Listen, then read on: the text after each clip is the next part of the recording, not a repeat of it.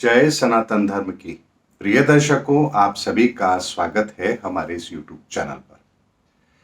दर्शकों, एक किसी सज्जन ने हमें एक मैसेज किया और यह आग्रह किया कि एकलव्य और द्रोणाचार्य के उस प्रसंग के संदर्भ में वो बात कही जाए जो वास्तविक है, या इस प्रसंग के पीछे क्या न्याय और क्या अन्याय छिपा है, इसके संदर्भ में कुछ प्रकाश जरूर डाला जाए।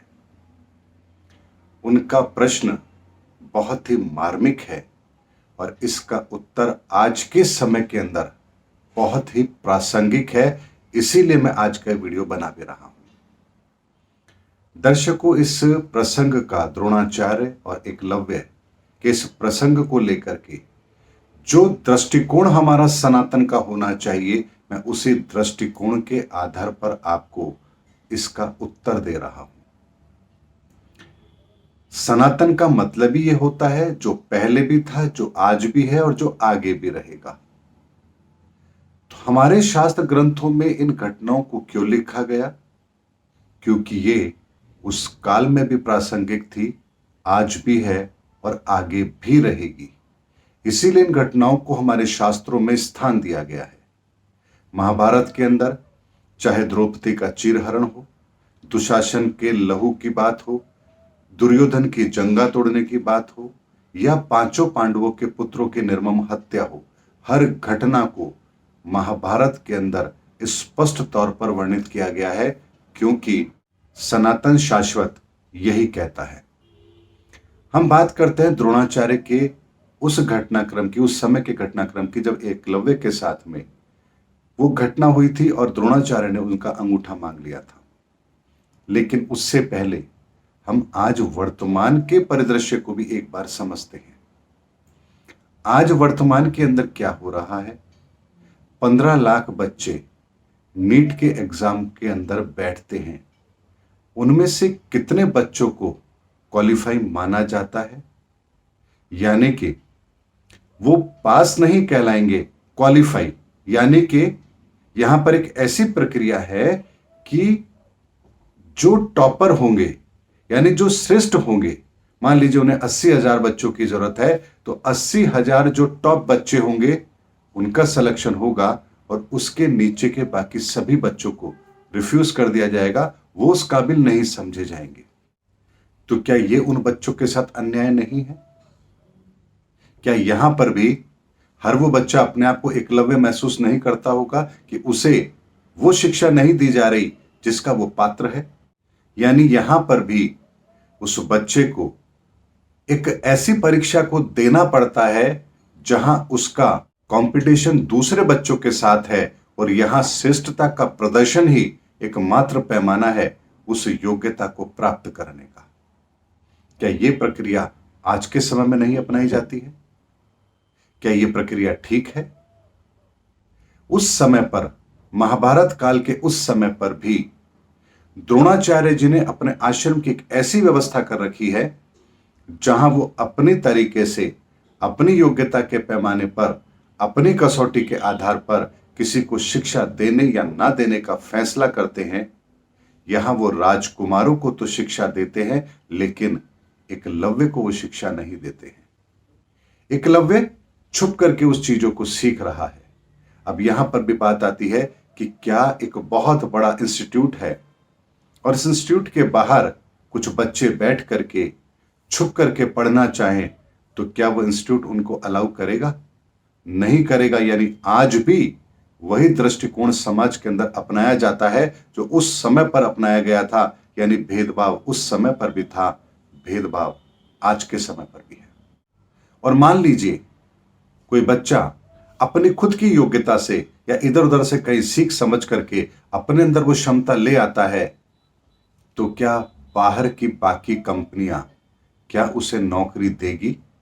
नहीं देगी। क्यों नहीं देगी? क्योंकि उसके पास वो डिग्री नहीं है जिसका पैमाना हमने तय किया है।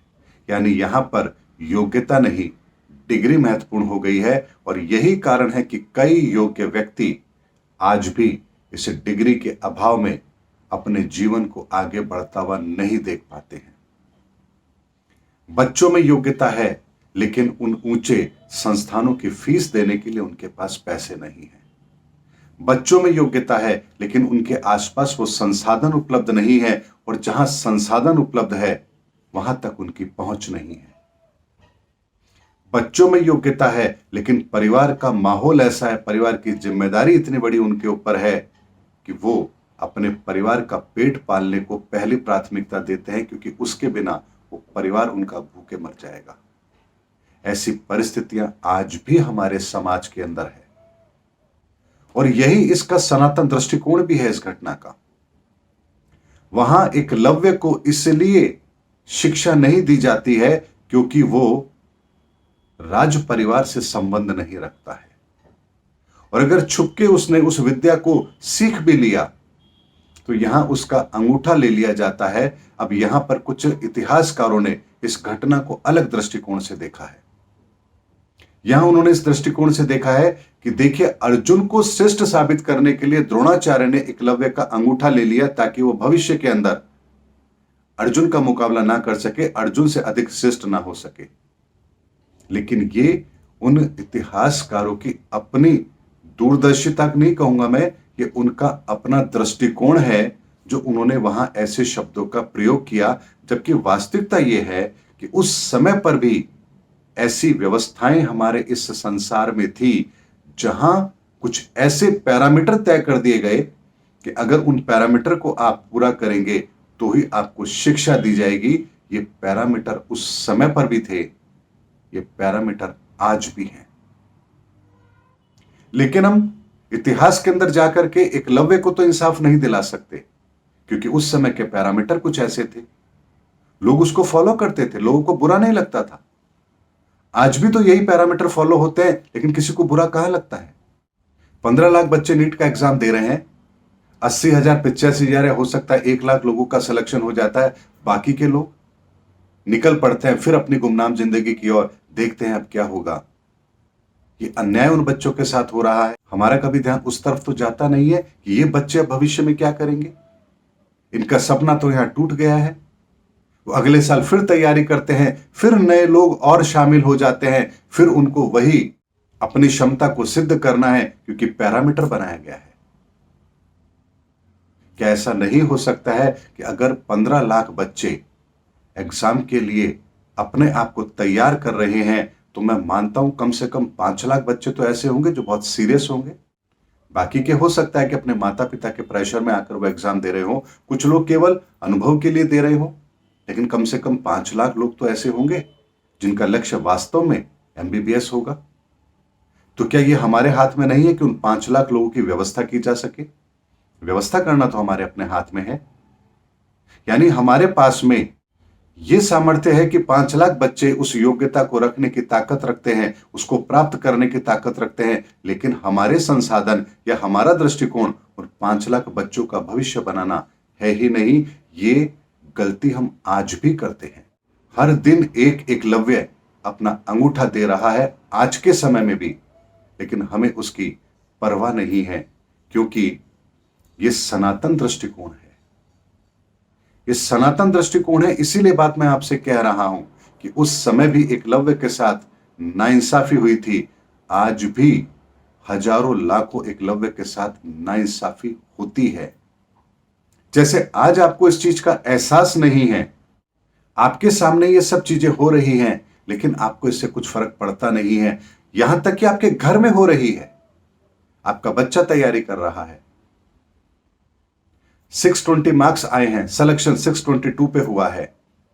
आप कहते हैं कोई बात नहीं बेटा, अगली बार फिर मेहनत करना। आपके मन में एक बार भी ये नहीं आता है कि मेरा ये बच्चा भी आज उस एकलव्य की भूमिका में है जहां इसका अंगूठा मांग लिया गया है। कल अगर फिर अगले साल ये एग्जाम देगा, फिर यही इसके साथ होता है कि 1-2 नंबरों से रह जाएगा, तीसरे साल भी मेहनत करेगा, और उसके बाद इस बच्चे के साथ क्या होगा? ये एक गुमनाम की जिंदगी जीने के लिए विवश होगा। यानी आपके घर में भी एक एकलव्य है, लेकिन आपको उसकी परवाह भी नहीं है, पता भी नहीं है, क्योंकि हम इस व्यवस्थाओं के तहत इतने हैबिचुअल हो चुके हैं, क्योंकि हम शास्त्रों में लिखी हुई बात को तो समझ पा रहे हैं, लेकिन जो हमारे जीवन में वर्तमान में घटित हो रहा है उसको हम देख ही नहीं पा रहे। यही दृष्टिकोण हमारा रहता है। और क्यों रहता है? क्योंकि हम सनातन से जुड़े हुए नहीं हैं। अगर हम सनातन से जुड़े होंगे तो ये धार्मिक शास्त्र ग्रंथ हमें इसीलिए दिए गए ताकि इन घटनाओं को जब आप वर्तमान में घटित होता हुआ देखें तो आपका दृष्टिकोण सनातन का होना चाहिए। आप उस दृष्टिकोण को अपनाइए जिससे इस समस्या का समाधान आप वर्तमान में ढूंढ सके। इतिहास के अंदर जाकर के हम एकलव्य को इंसाफ नहीं दिला सकते, लेकिन वर्तमान के अंदर हम न जाने कितने ऐसे एकलव्य हैं जिनको इंसाफ दिला सकते हैं। और यही दृष्टिकोण हमारा होना चाहिए, यही सनातन दृष्टिकोण है। और इसीलिए शास्त्र ग्रंथ बने हैं। शास्त्र ग्रंथ पढ़ने के लिए नहीं बने हैं, शास्त्र ग्रंथ समझने के लिए बने हैं, उसके भीतर छिपे हुए सनातन को समझने के लिए बने हैं। इसीलिए मैंने कहा ना कि सनातन जो पहले भी था, आज भी है और आगे भी रहेगा। सनातन हर जगह व्याप्त है। आपके दैनिक कर्म में सनातन व्याप्त है, आपकी दैनिक सोच के अंदर सनातन व्याप्त है, हर जगह सनातन व्याप्त है। बस उस सनातन के स्वरूप को आपको समझना है। फिर आप भी इतिहास में जो गलतियां हुई हैं उनको आप नहीं दोहराएंगे। और इतिहासकारों ने, उन शास्त्रों को लिखने वालों ने उस सनातन को समझा है, इसीलिए उन घटनाओं को वैसे ही लिखा है जैसी घटित हुई थी। वो चाहते तो इन प्रसंगों को छुपा भी सकते थे, लेकिन उन्होंने ऐसा नहीं किया। क्यों नहीं किया? कि वर्तमान के अंदर जिस तरह की गलती समाज कर रहा है, भविष्य में ऐसी गलती ना हो, इस बात से वो सीख लें। इसीलिए उन्होंने उन प्रसंगों को अपने धार्मिक शास्त्र ग्रंथों में स्थान दिया है। इसीलिए एकलव्य की जो घटना है, द्रोणाचार्य की जो घटना है, उस समय का जो ये प्रसंग है, वो यही बताता है कि शिक्षा सदैव योग्य व्यक्तियों के लिए होती है। योग्यता का कोई पैमाना नहीं होना चाहिए। आपकी दृढ़ इच्छा शक्ति ही और आपकी उस शिक्षा को प्राप्त करने की जिज्ञासा ही एकमात्र पैमाना होना चाहिए। फिर उसमें आपकी परीक्षाएं हो, आप उसके योग्य हैं तो आपको आगे भेजा जाए, योग्य नहीं है तो आपको योग्यता विकसित करने के लिए कहा जाए। यही एकमात्र पैमाना होता है। स्कूल की शिक्षा में यही पैमाना अपनाया जाता है। क्लास में अगर 60 बच्चे हैं तो एक पैमाना तय कर दिया जाता है कि 35% या 36% से ऊपर जिनके भी मार्क्स होंगे वो सभी योग्य होंगे अगली क्लास में जाने के लिए। उसमें भी फिर कैटेगरी कर दी जाती है कि किसके कितने परसेंट मार्क्स हैं, यानी वो कितना योग्य है। लेकिन एक कट ऑफ है 36% का। अगर उससे नीचे हैं तो आपको कहा जाता है कि आप पुनः इस चीज को पढ़िए, समझिए। अगर आप अपनी योग्यता को बढ़ा लेंगे तो आपको अगली क्लास में फिर एडमिशन मिलेगा। ये यहां योग्यता के आधार पर उनके साथ किया जाने वाला न्याय है।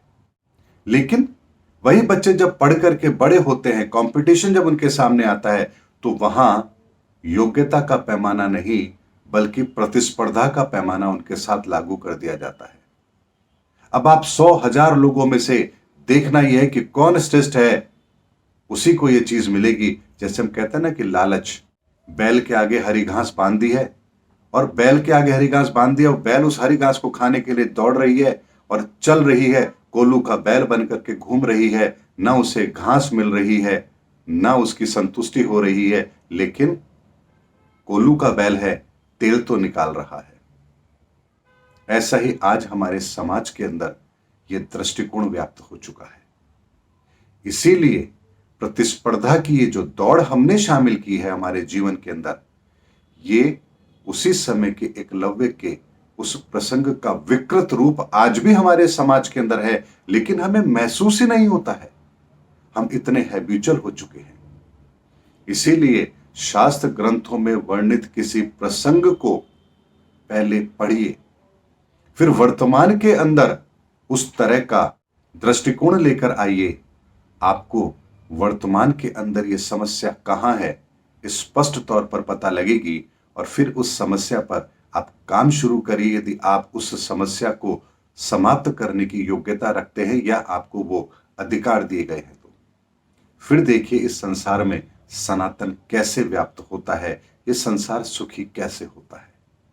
इसीलिए किसी प्रसंग को पढ़ करके उसकी निंदा करना, इतिहास के उन पात्रों के बारे में कुछ कहना उससे ज्यादा महत्वपूर्ण है कि वर्तमान में हमारी उन्हीं समस्या को आइडेंटिफाई करना और उनका एक सही समाधान समाज को देना।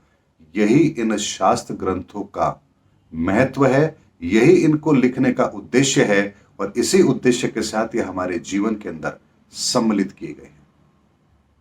उम्मीद करता हूं दर्शकों मेरा वीडियो आपको जरूर अच्छा लगा होगा। अगले वीडियो में आपसे फिर भेंट होगी, तब तक हमारे चैनल पर बने रहिए। जय हिंद, जय भारत।